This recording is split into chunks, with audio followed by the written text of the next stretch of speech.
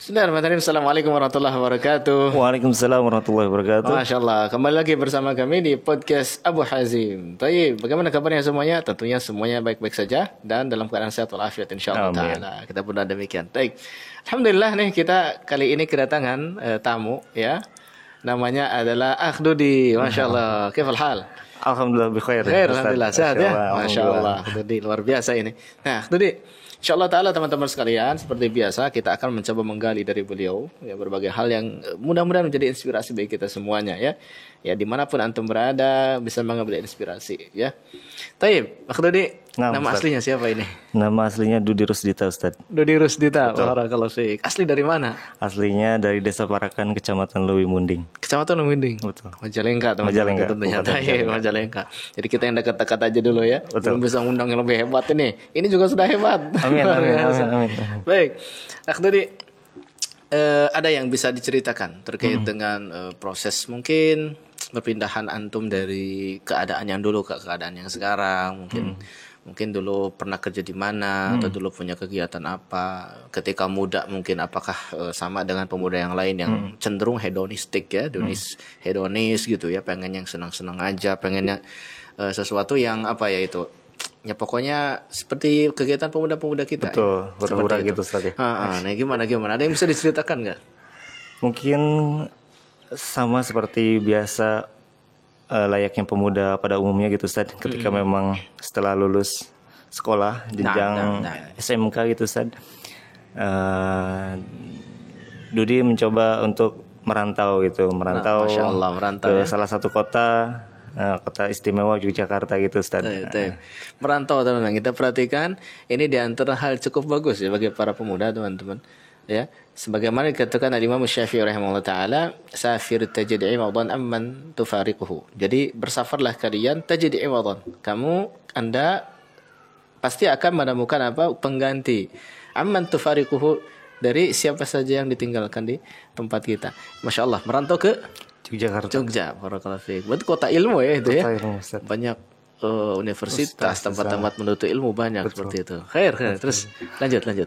Dan di sana alhamdulillah keterima kerja di salah satu maskapai, Ustaz. Gitu. Salah satu maskapai di bandara di sana gitu, di Yogyakarta. Khair. Terus. Dan mungkin tantangannya ketika memang kita bekerja di maskapai seperti itu, fitnah syahwatnya tinggi, Ustaz. Tinggi ya. Dan pada Allah pada saat itu status masih lajang gitu, Ustaz. Oh iya. Jadi sebenarnya nggak ada masalah dengan maskapainya, nggak ada masalah. Cuma mungkin tantangan dari pribadi Akh Dudi sendiri merasa, aduh kok apa namanya, fitnahnya besar. Saya gimana gitu ya kalau begitu banyak akhwat dan sebagainya. Nah, sebagaimana yang kita tahu bahwasanya seorang muslim ya, betul ya teman-teman sekalian, sebagai seorang muslim di Allah SWT senantiasa menyuruh kita untuk menundukkan pandangan kan ya. Qul lil mu'minina yaghuddu min absarihim wa yahfazu furujahum. Katakan bagi orang-orang beriman itu hendaknya mereka menundukkan pandangannya dan juga menjaga kemaluannya, begitu kan. Maka mungkin di sini Akh Dudi merasa, aduh ini harus jaga pandangan nih kan, seperti itu ya tantangannya. Betul. Lanjut Akh Dudi. Dan memang selain jaga pandangan yang sulit itu, Ustaz, ada mungkin tips. Jadi kita sulit menghindari banyaknya uang tips yang kita dapatkan gitu, Ustaz. Dan ikhtilat karena memang tempat umum seperti itu gitu, Ustaz, sulit dihindari gitu. Istilah antara akhwat ikhwannya seperti itu. Nah, dan itu mungkin tidak diketahui oleh maskapainya ya. Karena saya kira tentunya maskapai tentu punya aturan yang bagus ya tentang itu. Cuman dalam hal ini kadang-kadang ada tips, dan sebagainya gitu ya. Betul. Seperti itu. Nah, dia mencoba untuk menghindari itu, tips itu kan. Ustaz. Gitu. Jadi memang dari segi pribadi udah mulai kenal tuh dengan hal semacam itu ya. Maksudnya ini gimana hukumnya kan gitu ya. Masya Allah. Merasa ketika memang dapat tips sampai mungkin pernah suatu kejadian kita seperti biasa layaknya menjual jasa gitu kan, kita memberikan pelayanan terbaik gitu, kita nggak berharap imbalan apapun karena kita bekerja gitu, tapi si penumpang merasa puas gitu, akhirnya memberikan tips, tapi saya ngotot, saya nggak mau terima gitu, saya nggak mau terima, tapi dia tetap ngotot gitu. Oh, gitu. Akhirnya di situ terjadi saling tolak menolak gitu, Ustaz. Masya Allah. Taib.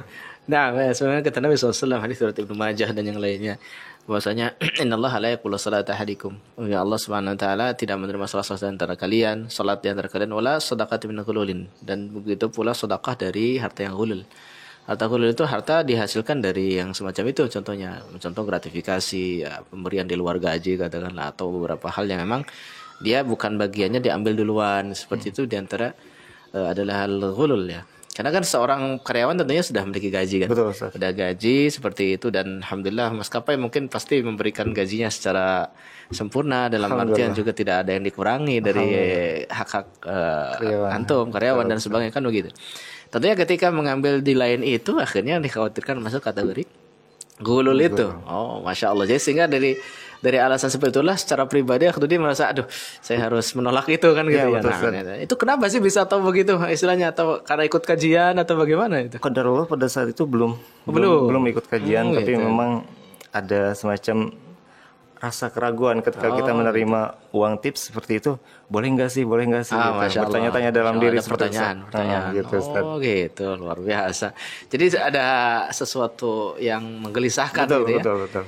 Ya, teringat juga dengan hadis Nabi ya ikhwafillah sekalian, bahwasanya yang namanya dosa itu adalah apa-apa yang wakarita an yattali 'alaihan nas, dan kamu tidak suka kalau orang lain tahu gitu kan.